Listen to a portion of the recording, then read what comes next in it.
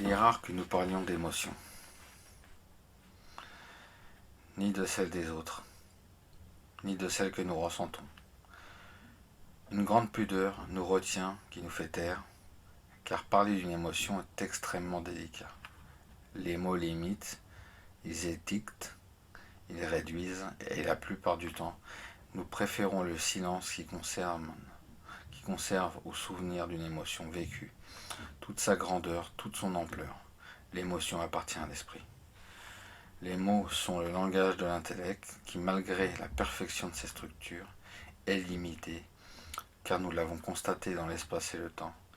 Il ne connaîtra jamais les grands espaces de la nature. Il ne pourra jamais accéder à la joie de la vie. Il est comme un oiseau aux ailes brisées. Jamais plus il ne connaîtra l'ivresse de l'altitude et la liberté merveilleuse du mouvement de l'espace. Il est désormais cloué au sol, condamné à se traîner maladroitement sur la terre. La lenteur a remplacé la vitesse. Il est devenu maladroit et a cessé d'être beau. Notre mental. Il nous faut maintenant prendre vraiment conscience des limites de notre intellect pour enfin échapper à la prison dans laquelle il nous tient enfermés en sa compagnie. Nous devons nous évader car nous sommes innocents et n'avons jamais été condamnés. Notre évasion est légitime. Nous avons le droit d'échapper à cette prison. Nous avons le droit d'être libres. Cette liberté joyeuse que nous percevons dans le vol de l'oiseau, ce sentiment de joie tout à fait pur est une émotion. Et si nous parvenons à mobiliser suffisamment notre attention sur le vol de l'oiseau, il est possible que cette émotion nous transporte et qu'une sorte d'ivresse joyeuse nous emporte, nous donnant envie de rire et de danser comme des enfants. Évidemment, cette possibilité d'être emporté par ce sentiment de joie inquiète notre intellect, lui fait peur. Pour lui, cette conduite n'est pas raisonnable, puisqu'il est confiné dans l'espace restreint du rationnel. Il ignore tout ce qui se passe au-delà des murs de sa prison, et il confond définitivement liberté et folie. Bien pire encore, notre intellect considère cet espace extérieur comme dangereux. Pour lui, qui vit dans la pauvre sécurité de la raison, les grands espaces de l'esprit lui font peur. Ces dimensions infinies lui donnent le vertige et il préfère de loin l'étroit confort sécurisant de ces quatre murs qui le protègent. Il se souvient très bien qu'au-delà des barreaux de son cachot, ce n'est pas toujours une brise légère qui souffle, mais que parfois murgit la tempête et se déchaîne la foudre et le tonnerre. Ainsi, nous protégeons-nous constamment de l'émotion. Nous nous abritons le plus souvent derrière la raison au lieu de faire confiance à nos émotions. Nous nous méfions de toutes nos relations amoureuses, quelles qu'elles soient. Nous parlons ici de l'amour inconditionnel et non de la relation amoureuse au sens habituel du terme. Nous nous souvenons bien de nos déceptions. On se retient de trop aimer une fleur car on sait que la joie que l'on partage avec elle est éphémère et que nous allons souffrir lorsqu'elle se fanera. Nous avons peur de souffrir et plutôt qu'ouvrir largement notre cœur à la vie, nous ne laissons que s'entr'ouvrir à peine, juste ce qu'il faut pour ne pas dépérir complètement, pour ne pas nous dessécher trop vite, pour conserver un petit minimum de flamme qui nous permet juste de survivre. Nous retenons nos élans, nous ne nous engageons qu'avec réserve, nous modérons constamment nos sentiments. Enfants, nous avons trop souffert lorsque nous avons été abandonnés. Car nous avons tous été abandonnés. Nos parents ont tous un jour cessé d'être ce que nous croyons qu'ils étaient. Des êtres parfaits qui ne se trompaient jamais et qui savaient tout. Ce jour-là, un grand désarroi est entré dans notre vie et depuis, nous nous méfions. Cette souffrance-là nous est insupportable car elle débouche sur une solitude que nous croyons définitive.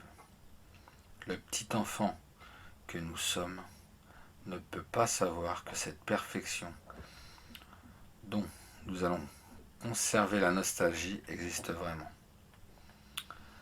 Ce n'est qu'après une très longue quête que l'homme aura la possibilité de retrouver l'absolu perdu au cours de son enfance. Car c'est bien d'un absolu dont il s'agit ici, l'absolu de l'esprit. L'esprit est absolu et nous sommes esprit. La voilà cette source qui a fait naître dans tant de religions dans l'histoire de l'humanité. Cette quête du Saint Graal ou cette pierre philosophale, l'illumination d'un Bouddha ou la sagesse des maîtres d'Orient sont autant de voies qui nous conduisent vers l'absolu, vers notre absolu, vers notre réalisation. La réalisation de ce que nous sommes vraiment. Voilà cette réalité ultime à laquelle notre raison ne peut avoir accès et d'où nous conservons la nostalgie.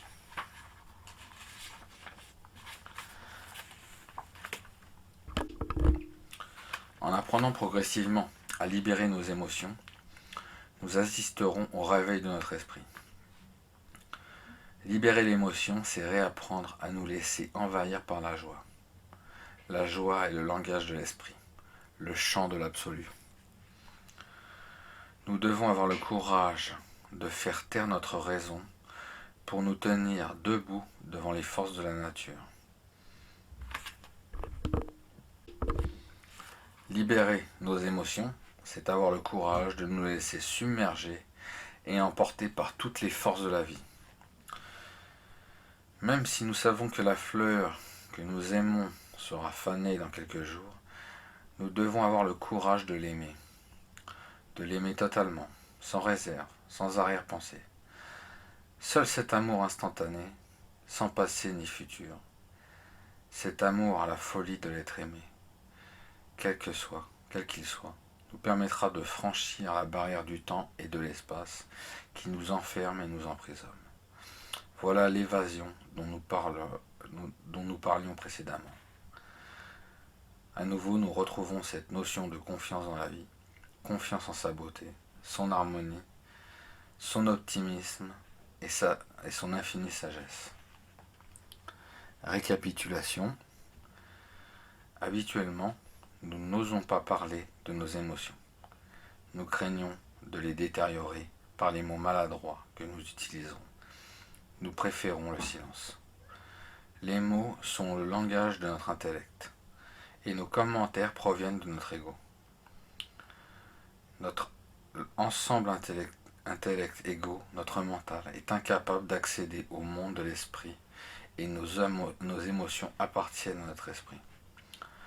Nous sommes emprisonnés en compagnie de notre mental, mais nous avons la possibilité de nous évader de cette prison. Nous devons nous évader pour retrouver la liberté de notre esprit, notre véritable liberté. Car tout au fond de nous-mêmes, nous savons que cette liberté existe. Nous en avons conservé la nostalgie. Cette nostalgie trouve sa source dans notre tendre enfance, lorsque notre confiance dans la vie n'avait pas encore été déçue par tous les abandons dont nous avons souffert tôt ou tard. C'est bien la crainte de souffrir qui nous retient devant la perspective de se laisser emporter par les forces de la nature que nous percevons en nous. Cette peur de souffrir que notre intellect nous rappelle sans cesse paralyse nos élans vers cette liberté de l'esprit. Nous avons peur d'aimer. Pour nous, aimer est dangereux. En nous engageant dans une relation amoureuse, nous risquons la déception. Pour notre mental, le calcul est simple. Entre guillemets, si tu ne veux pas décevoir ou être déçu, renonce à aimer. Pour nous évader enfin de cette prison qui nous assure cette pauvre sécurité devant le risque de souffrir, il nous faut trouver le courage d'accepter la souffrance qui fait partie de la vie. Car au prix de cette souffrance, nous retrouverons la véritable paix. Ce courage, nous le découvrirons dans la confiance en la grandeur infinie de la vie.